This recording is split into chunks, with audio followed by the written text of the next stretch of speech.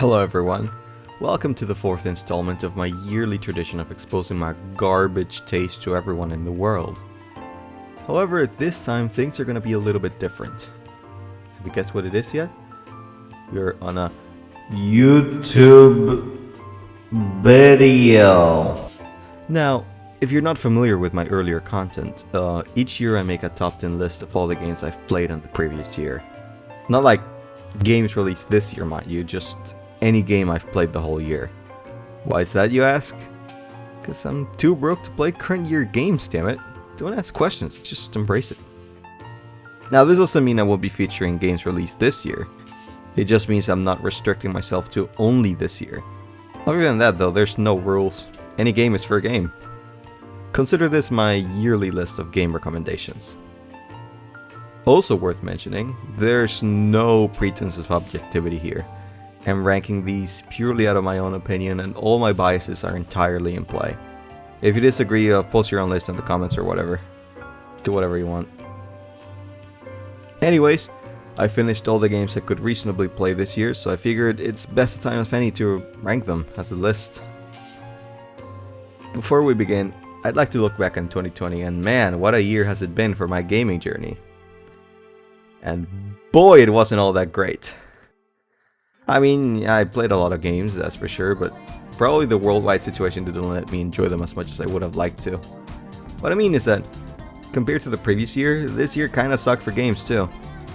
Which is funny because I think I played more games this year compared to previous years. But at the same time, I think quantity overpowers quality or something. I mean, don't get me wrong here. I think all the games in this list are of good quality. No, I'm not gonna be recommending shitty games to you, but I do feel like compared to the last year, the quality of the games isn't as high, or, you know, the peaks aren't as high or something. Anyways, enough diddle-daddling. Let's get on with my 10th pick. The House in Fata Morgana. I know it's a bit unorthodox to start the list with a visual novel, a medium that most people contest doesn't even belong with video games. But this is my list, I do whatever I want. Back to Fata Morgana though, it's pretty good. It's a very enjoyable visual novel and I think it excels to me mostly because of its striking presentation. Everything from the character art to the music to the way the text flows and narrates is appealing to me. I mean, aside from the presentation, I think my enjoyment from this novel also comes out of its excellent cast of characters. Each one of them is interesting in their own way and has a unique perspective that contributes to the greatly ambitious pool of themes that this novel draws from. It is an unpredictable ride from start to finish, but I'd be lying if I said I didn't have some gripes with it as well. It is a bit of an overstuffed turkey, if you know what I mean. It has too many ideas to juggle at the end, and it flubs in the third act when it starts to lose track of where it wants to go. I also feel like it has a somewhat uneven pacing that spends too much time on relatively unimportant events and kind of rushes through some of the more important ones. Still, I can't say much else without spoiling the novel, so you're better off reading it by yourself.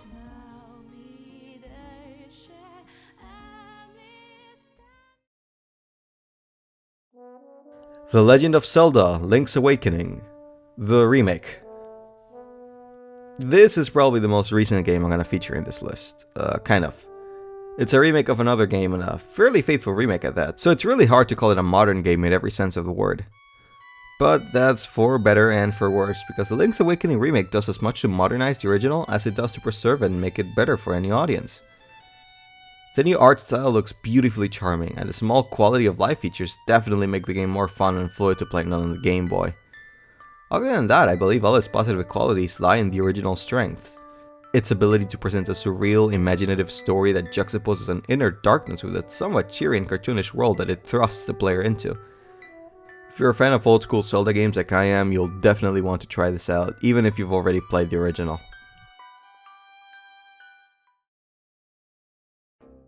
Deus Ex: Human Revolution, the Director's Cut.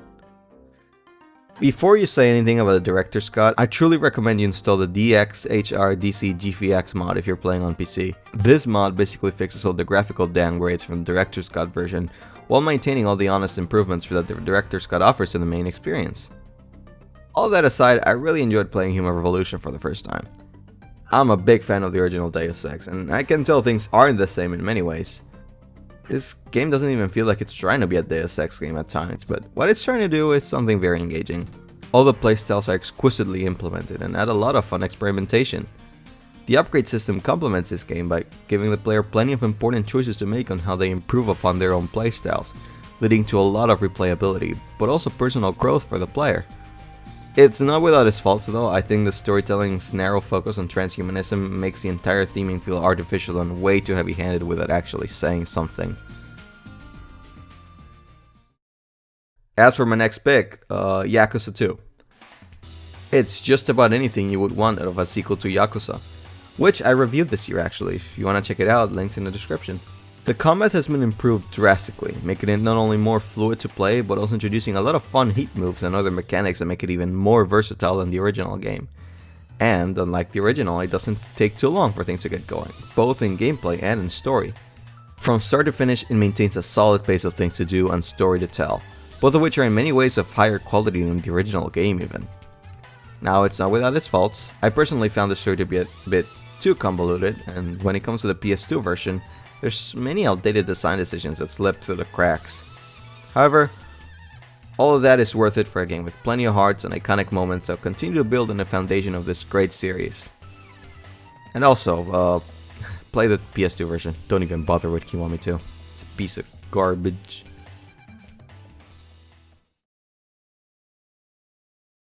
Ace Combat 7: Skies Unknown. I will admit, it is not always excellent. I think compared to something like Ace Combat 0 or even Ace Combat 5, the game is not quite as consistent in both storytelling and gameplay, especially when taking note of its troubled development. However, I don't mind a lot of these issues because the game is such a wonderfully charming celebration of the series' history. It brings back everything you love and it pays tribute to just about every aspect of the series you can think of, leaving nothing behind. And besides that, it's just a good old arcadey plain dogfighting game on its own with a wonderful presentation that elevates every moment and a lot of cool new mechanics to play around with. Not to mention, with the DLC missions installed, you have one of the most solid lineups of missions in the entire series. So this is a game I can totally recommend, especially for longtime Ace Combat fans.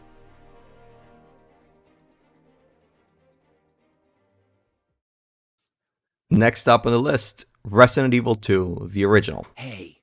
It's up to us to take out Umbrella. Well, this game is definitely a classic for a reason. Of course, a lot of it hasn't aged too well, especially the goofy-ass story and some of the visuals haven't stood the test of time. However, even despite its limitations, or maybe as a result of them, the design of this game is still highly unique and tense. It is, in my opinion, the closest video games have gotten to replicating the thrills of something like The Terminator. It is an unrelenting romp that keeps you on the edge of your seat, constantly fighting against a perfectly well-balanced set of obstacles that come in a variety of shapes and sizes, from the game's own gameplay design to its environments to its enemies. Its impeccable level design and structure give it an unrelenting pace that keeps ramping up until it finally reaches a beautiful catharsis we're all craving.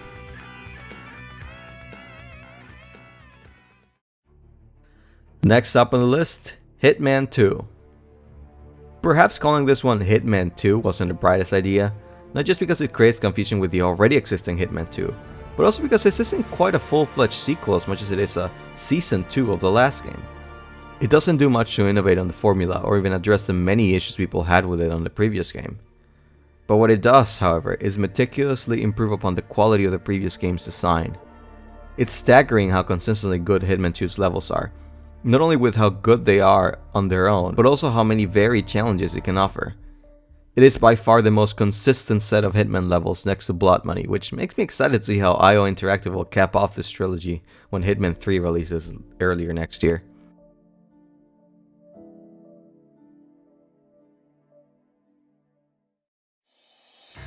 Number 3, Max Payne 3. Should be a bit odd to see a game like this high up on my list, especially with how contested the game's direction, tone, and storytelling has been for fans of the series. However, after binging through all 3 games earlier this year, I'd be lying if I said Max Payne 3 wasn't the one I enjoyed the most out of them. That is, of course, because Max Payne 3 does just about everything it can to evolve the gameplay to cathartic levels of satisfaction, challenging tension.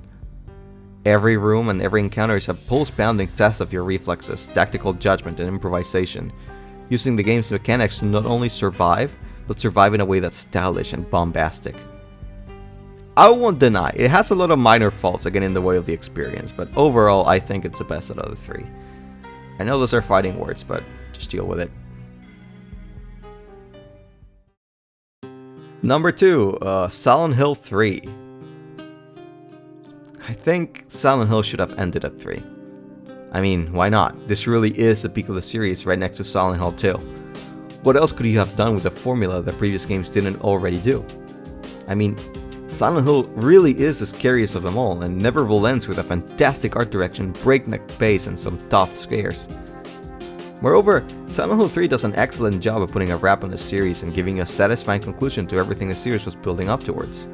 From its likable protagonist to all the pieces of cool lore that expand upon the first 2 games. There is nowhere really left to go after this one, so it's best if the series was put to rest. I mean, I know it wasn't, but in my opinion that should have been the ideals, right? And finally, for the number 1 spot, we have Persona 2 Eternal Punishment. I gotta admit, I really debated where I should give the number 1 spot to this game or Silent Hill 3. But I just couldn't take Eternal Punishment away from here. The second chapter of this duology not only improves upon the gameplay system of its predecessor to make a more enjoyable experience with plenty of content to do, with all more streamlined mechanics than the previous game, but it also continues the Persona 2 narrative with just as many profound themes and characters to add to the series' mythos. This really is the heart of the Persona 2 story, showing an adult counterpoint to the events of the first chapter, while giving that chapter a solid and everlasting conclusion that fully cements the coming-of-age themes of this duology. I mean, the game isn't devoid of faults, and it most likely won't be everyone's favorite game, but I think it does so much of what I appreciate in a video game that I just had to earn this spot this year as the best game I played in 2020. It truly is a charming experience with a lot of heart and soul.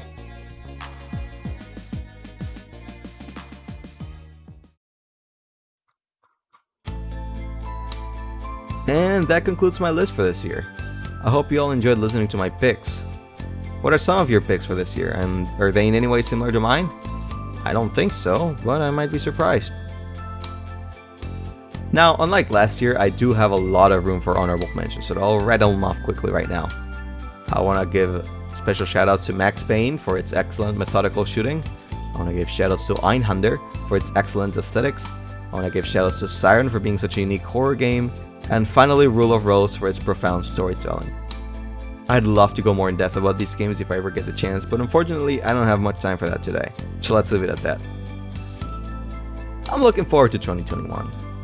I mean, maybe it'll be full of disappointment, but I think that regardless of what happens next year, I'll look forward to it. Each new experience is something worth cherishing after all, whether it comes in the form of games or otherwise.